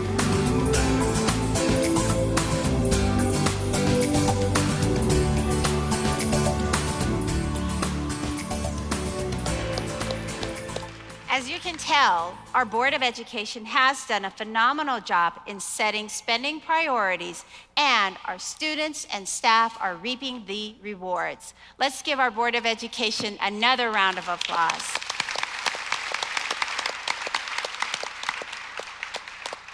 Rachel, our audience loves hearing from the very students who are benefiting from the Community Engagement Plan, so please introduce us to our next guest speaker.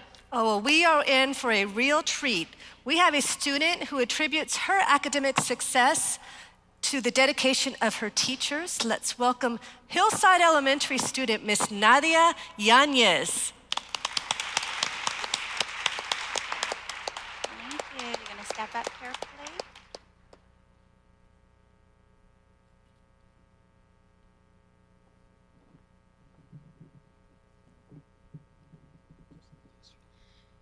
Hi, my name is Nadia Yanez, and I am a 6th grader at Hillside Elementary.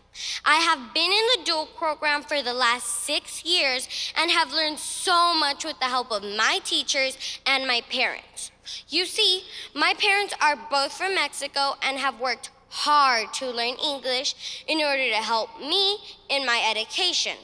When I entered school, I spoke mostly Spanish, and I learned English little by little. I actually entered school knowing how to read in Spanish. I remember when I first came to Hillside, everyone was super friendly. Hillside is a school that makes students feel comfortable and welcomed while learning. I believe the main reason Hillside scores so high is because of the effort of the teachers, administrators, and staff. The teachers at Hillside never give up on you, and they always encourage you to persevere, strive to achieve your personal goals, and always have a growth mindset. A growth mindset gives you a positive perspective to help you overcome challenges and to continue to work hard to reach your goals. Hillside has not only helped me now, but in the future as well. Mr. Zableski, the music teacher at Hillside, has helped me reaching my goal of future to play in the orchestra. My hopes are to one day attend Cal State San Bernardino and play in an orchestra while earning a degree in music. I'm thankful to be a part of this amazing school named Hillside. Buenos días, mi nombre es Nadia Yanes y estoy en sexto grado.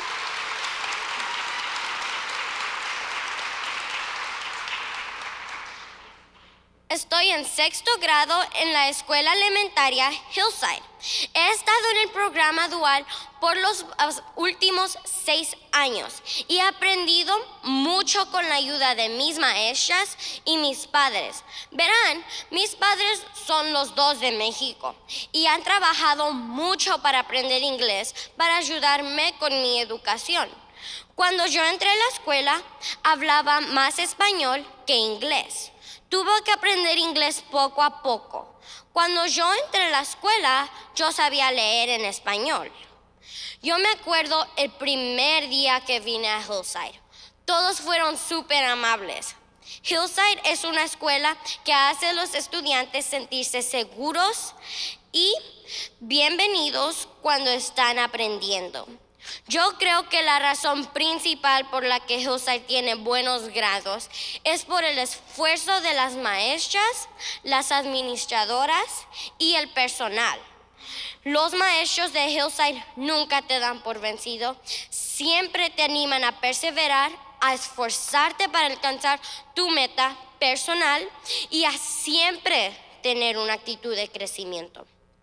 Una actitud de crecimiento nos brinda una perspectiva positiva que nos ayuda a superar los desafíos y a continuar trabajando duro para alcanzar nuestros objetivos. Hillside no nomás me ha ayudado ahora, pero también me ayudará en el futuro. El señor Zableski, el maestro de música de Hillside, me estaba ayudando a alcanzar mi meta futura de tocar en una orquesta. Tengo la esperanza de algún día asistir a Cal State San Bernardino y tocar en una orquesta mientras obtengo un título en música. Estoy muy agradecida de ser parte de esta increíble escuela llamada Hillside. Muchas gracias. Thank you.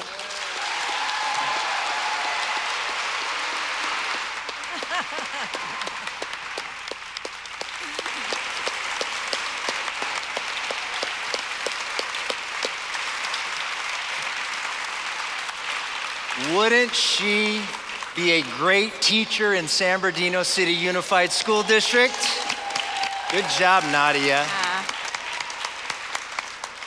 Wow, Nadia, thank you for inspiring our audience today. Ladies and gentlemen, let's give that young lady another round of applause.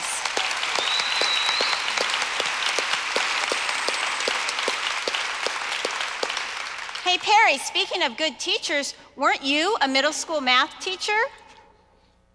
Yes. Let's test your math skills. If our speakers have already covered 8 strategies, how many more do we still have to go, Perry? Oh, that's an easy one, piece of cake. We have 2 more strategies to go, right? No? 1? Come on, Linda, help me out here. And that brings us to our 9th and final community gathering for excellence speaker. it is my pleasure to introduce you to Dr. Juan Carlos Belliard.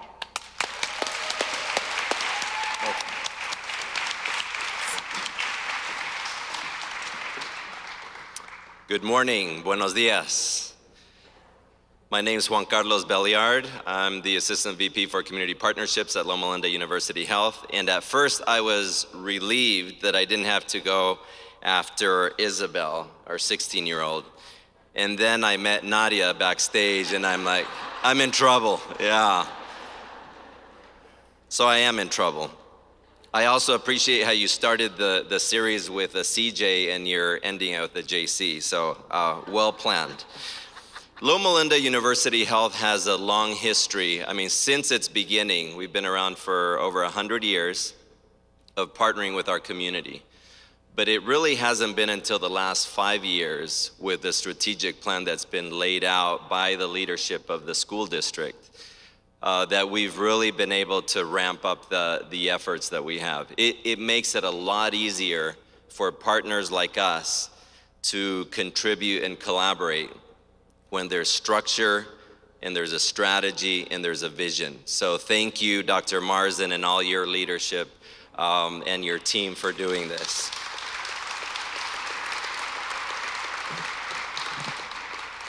Some of the things that we've been able to accomplish in the last 5 years are engaging our students and our faculty and staff in the school district. Your schools have been a home to many of our folks at Loma Linda. So the CPR program is a big program that's trying to cover all high school students with CPR certification. I believe there's already been at least one life saved from that program of a high school student who was able to help her father who was having a heart attack. So I think that if we, thank you. Imagine what it would be like for all our kids in at least high school and maybe even middle school to be CPR certified, and what an impact that would have on our community. We also have the Orthotics and Prosthetics program working with students at Indian Springs, designing and developing orthotics and prosthetics. That does two things. It helps people who need them, but more than anything, it creates a vision for those students in high school to think about possibilities in the future. If they like to work with their hands, there's another option in healthcare that they can participate in. We've also supported the Bing Wong career pathways, all those dangerous kids from Bing Wong. We are very happy to be part of that effort.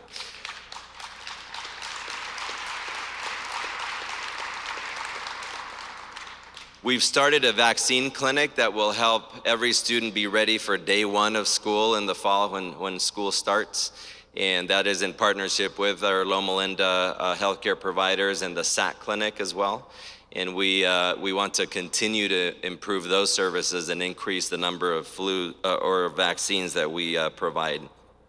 And of course, you all know about the San Manuel Gateway College, and many of you know about our Summer Gateway College. So all our pipeline efforts, which could fit under career readiness and college readiness, but it's also an effort to improve the health, wellness, and safety of our kids, because education is the best health intervention in our community.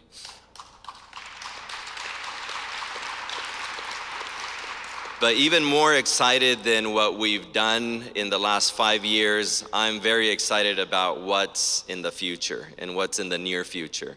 We're already making plans to establish school-based clinics or school-based health centers in the district that can provide access to students and their families in the community. And we're also looking at ways of really bringing a culture of health to San Bernardino. And I want to congratulate you for this. I didn't bring this up to snack on like Nadia thought. Are you gonna be eating that while you're talking? This is creating a culture of health. It's providing healthy options and making the healthy choice the easy choice. We need more of that in San Bernardino. As most of you know, Loma Linda is considered a blue zone, and people come. We've had Oprah visit us, we've had CNN, we've had folks from around the world come and visit the blue zone where people live to be 100 and more, and there's a longevity that's unparalleled in other parts of the country. We're very proud of this, but we're also not going to stop there. It's not good enough for Loma Linda to be a blue zone when we have some of the worst healthcare outcomes or health outcomes right next door in the San Bernardino area. So we are committed to working together collaboratively to expand that blue zone and create a culture of health with partnerships with the city, with the school district, with nonprofits, and all of us come together and make a difference in our community.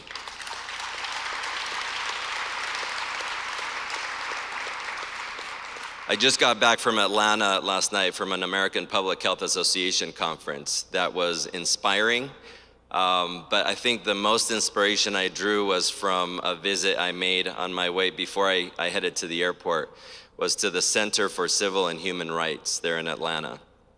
And I saw this quote from one of our former presidents, Teddy Roosevelt, that I think is very appropriate to us today. Teddy Roosevelt said, "This country will not be a good place for any of us to live in unless we make it a good place for all of us to live in." Thank you very much for partnering and for letting us be part of this Making Hope Happen.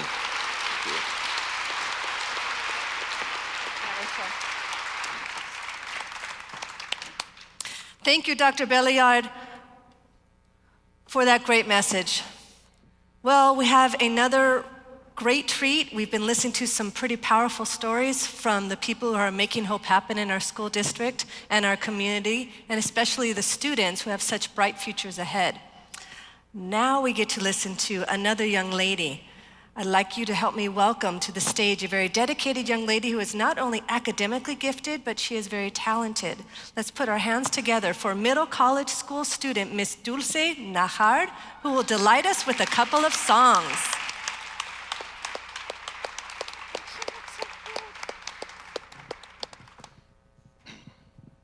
Before I start, I just wanted to say thank you guys for letting me sing for you. It's an honor being here, and hit it. I'll just wait a little more. Hey, yeah. Diggy, boom, hey, hey, hey, yeah. Bidi, bam, bam. Bidi, bam, bam. Bidi, bidi, bidi, bidi, bidi, bam. Bidi, bidi, bidi, bidi, bidi, bidi. Cada vez que lo veo pasar,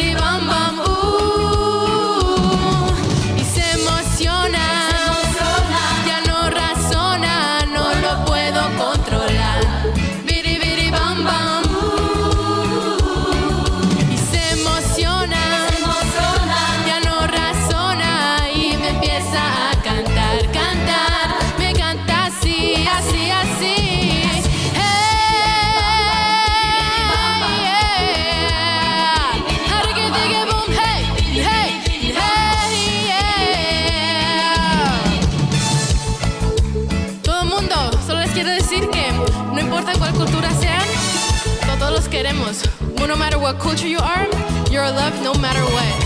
And we're so grateful for you. Thank you for everybody that's here. Woo!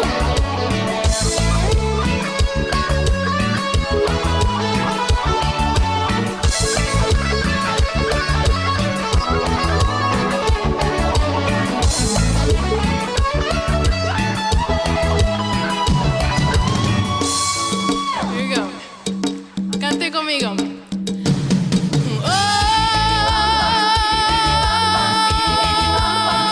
Me encanta así, cada vez que lo veo pasar.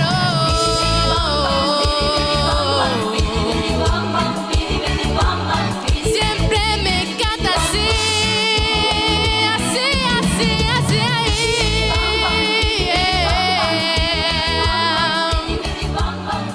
Thank you.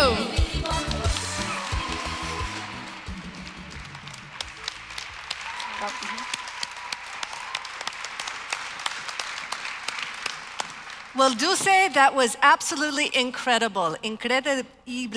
Let's hear it for Dulce one more time. So as you've heard today, our community engagement plan has indeed been transforming the district in 5 years, but the work still continues. And as we move forward, we want your input, and we definitely need your help to continue this valuable work.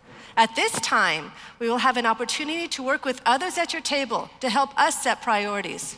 If you're motivated by this work, and we certainly hope that you were, please commit to serving on an action team. You can do this by providing your contact information directly on a Google form. You can access this form by using your smartphone to scan the QR codes found right on the event program. Or you may leave your contact information on the sheet found at your table. So at this time, please review the 9 strategies in our community engagement plan and tell us which strategy you believe has had the greatest impact on our students.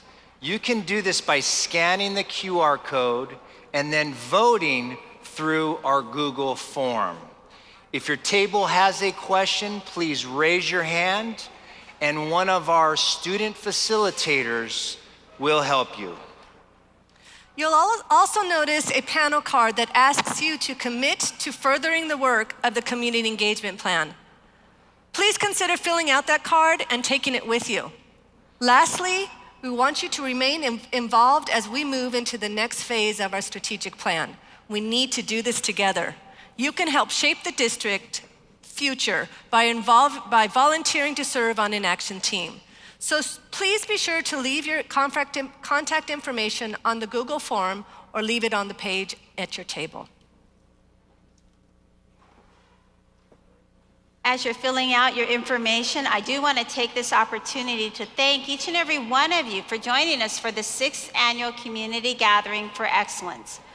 We hope that you will walk away motivated and energized and inspired to go out into our schools and community to find your own special way to make hope happen for our young people. It has been a pleasure to serve with my colleagues as your Master of Ceremonies. Thank you again. Before we dismiss you for lunch, we would like to sincerely thank those departments and individuals who have played a vital role in bringing you the 6th Annual Community Gathering for Excellence. Please roll the thank you slide.